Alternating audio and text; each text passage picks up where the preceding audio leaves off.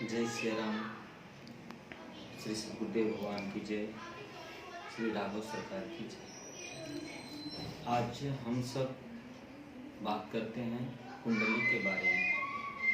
कुंडली के कहते हैं कुंडली में 12 घर होते हैं और 12 घरों में हमारे जीवन के बारे में 12 घरों से हमें पता चलता है कि हमारे जीवन में किस चीज़ों का सुख की प्राप्ति होती है, किस चीज़ों के लिए हम मेहनत करें कि हमें सफलता मिलता है। कहा जाता है कि कुंडली से हमें ये ज्ञात होता है कि जैसे कि हमारे जीवन में लिखा हुआ है जॉब करना या नौकरी करना, तो हम नौकरी न करके जॉब न करके हम व्यापार करते हैं जिससे हमें काफ़ी नुकसान की प्राप्ति होती है।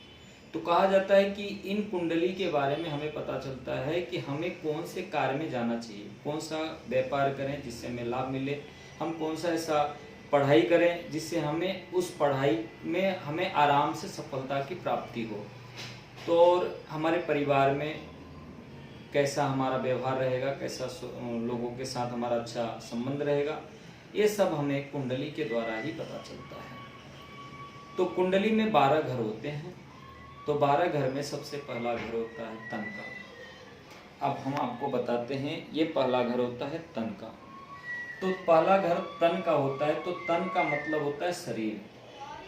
तो शरीर हमारा कौन से रंग का है, कौन सा रूप होता है, कैसे हमारे आँख होते हैं, कैसा हमारा विचारधारा होती है, कैसा हमारा स्वभाव होता है, ये हमें तन के द्वारा माने हमें पहले घर से पता चलता है कि हमारा ये स्वभाव है, हमारा ये रंग है, हमारा ये रूप है, ये सब हमें पहले घर से पता चलता है।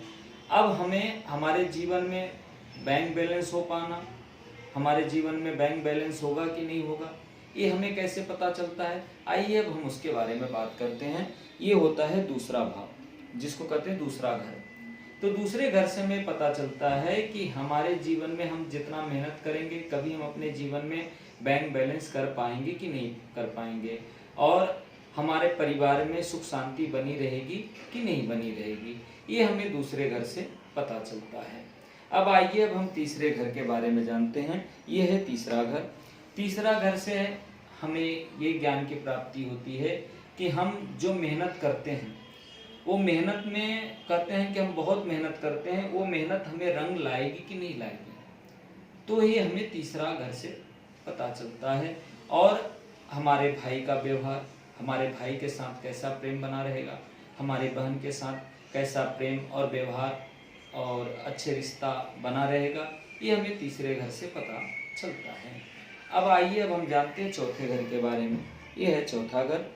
चौथा घर से हमें ये पता चलता है कि हमारी माता का स्वास्थ्य कैसा रहेगा, हमारी माता का प्रेम हमें किस प्रकार प्राप्त होगा, और जीवन में हमें वाहन का सुख होगा कि नहीं, हमें जीवन में भूमि का सुख होगा कि नहीं, जीवन में घर का सुख होगा कि नहीं, ये हमें चौथे भाव से पता चलता है कि हमें किस किस चीज़ों का सुख की प्राप्ति है, ये हमें चौथे भाव से पता चलता है, चौथे घर से। आइए अब हम जानते हैं पांचवें घर से। ये है पांचवा घर। पांचवें घर से हमें ये ज्ञान मिलता है कि हमारी शिक्षा कैसी रहेगी, हमारी पढ़ाई कैसा रहेगा, किन ग्रहों की कौन सी दृष्टि पड़ती है, कौन सा ग्रह बैठे हैं शिक्षा के घर में, जिससे हमें वो चीज़ की ज्ञान की प्राप्ति होती है। तो कहा जाता है कि ये सारा चीज़ हमें शिक्षा की प्राप्ति, हम पढ़ाई कर पाएंगे कि नहीं कर पाएंगे, ये हमें पांचवें घर से जानकारी मिलती है। और संतान के बारे में भी मुझे पांचवें घर से जानकारी मिलती है। अब आइए हम जानते हैं छठे घर के बारे में। ये है छठा घर। छठा घर से हमें शत्रु, हमारे शत्रु कितने हैं और शत्रु बनते कहाँ से, कैसे बनेंगे, ये हमें छठे घर से पता चलता है।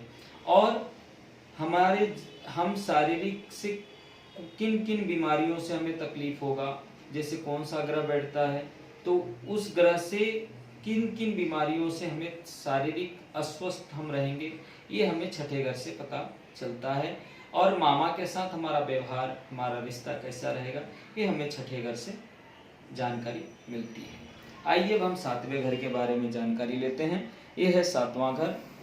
सातवें घर से हमें ये पता चलता है कि हमारे पत्नी का स्वभाव, हमारे पत्नी के साथ हमारा तालमेल कैसा रहेगा, हम किस लाइन में जाएं कि जिससे हमें व्यापार में हमें नुकसान ना हो, और या नौकरी में हम जाएं किस लाइन की नौकरी करें, किस तरफ की नौकरी करें जिससे हमें कभी नुकसान ना हो, सदैव फायदा ही फायदा हो। तो ये हमें रोजगार के बारे में और व्यापार के बारे में ये हमें 7वें भाव से पता चलता है। अब आइए हम जानते हैं 8वें भाव को, 8वें घर को।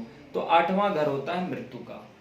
मृत्यु किन कारणों से हमारी होती है ये हमें 8वें भाव से पता चलता है। हमारी आयु कितनी होती है, किन किन चीजों से हमें दिक्कतें आ सकती हैं, किन चीजों से अचानक घटना घट सकती है, ये 8वें भाव से हमें पता चलता है। अब आइए हम जानते हैं 9वें भाव को। 9वें भाव से हमें भाग्य और धर्म दोनों की जानकारी होती है कि हमारे जीवन में हमें हमारा भाग्य उदय कब होगा जिससे हमें सब सुख की प्राप्ति हो। और दूसरी बात तो होती है कि धर्म हम कितना धर्म कार्य कर सकते हैं कि नहीं कर पाएंगे, ये हमें 9वें भाव से पता चलता है। अब आइए हम जानते हैं 10वें भाव को। ये 10वां भाव होता है। 10वें भाव से ये हमें पता चलता है कि हमारे पिता का सुख हमें कितना प्राप्त हो सकता है, हमारे पिता का कितना मुझे प्रेम की प्राप्ति हो सकती है, हमारे पिता के साथ कैसा तालमेल रह सकता है, कैसा व्यवहार हो सकता है, ये सब हमें 10वें भाव से पता चलता है।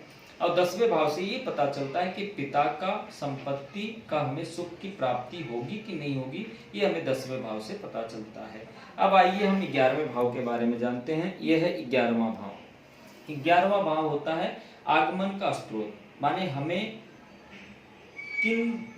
कौन सा कर्म हम करें और माने एक तरफ से हमें इनकम होगा कि दो तरफ से हमें इनकम होता है, कौन सा ग्रह बैठे हैं जिससे हमें वो मार्ग बनाते हैं। जैसे गुरु बैठे हैं तो हमें काफी अच्छा लाभ की प्राप्ति होती है, मंगल बैठे तो पराक्रम माने मेहनत करके कमाना होता है, शनि बैठे हैं तो काफी संघर्ष करना पड़ता है।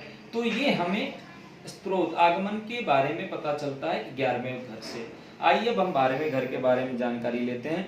12वें घर से हमें पता चलता है खर्चा हमारा कितना होता है, कैसे होता है, फिजूल खर्चा होता है कि रोग के प्रति खर्चा होता है, कि हम कोई विकास का काम करते हैं तब खर्चा बढ़ता है, या हम खर्चे में इतना खर्चा करते रहेंगे कि जिससे हमें कर्ज के बारे में भी आपको 12वें घर से ही पता चलेगा कि हमारे ऊपर कर्ज कितना है।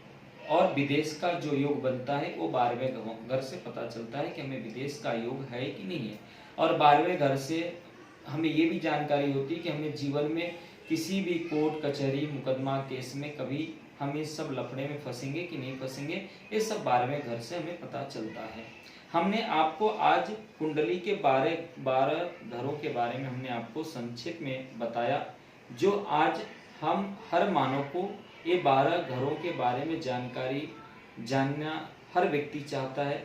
इसलिए आज मैंने आप सबको 12 घरों से हमें हमारे जीवन में किन किन चीज़ों से क्या क्या लाभ हो सकता है, तो कहते हैं कि हमारी जीवन में 12 कुंडलियों का घर बनता है, जिनसे हमें पता चलता है किन किन ग्रहों से कौन कौन से घरों में बैठे हैं, जिससे हमें इन चीज़ों का लाभ की प्राप्ति हो। आज तक मैंने यहाँ तक आपको 12 घरों के बारे में हमने बताया। अब या दूसरे जानकारी के बारे में मैं आपको नेक्स्ट वीडियो में बताऊंगा। आज तक के लिए सभी को मेरा जय सिया राम, शुभ रात्रि।